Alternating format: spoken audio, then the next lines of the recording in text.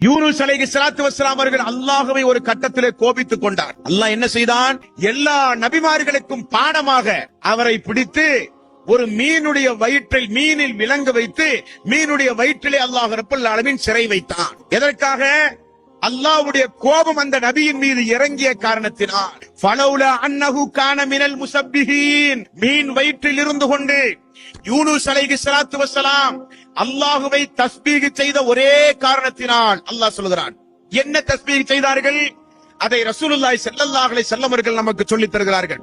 லா இலாஹ இல்லா அன்த சுப்ஹானக இன்னி குன்து மினல் ஸாலிமீன்.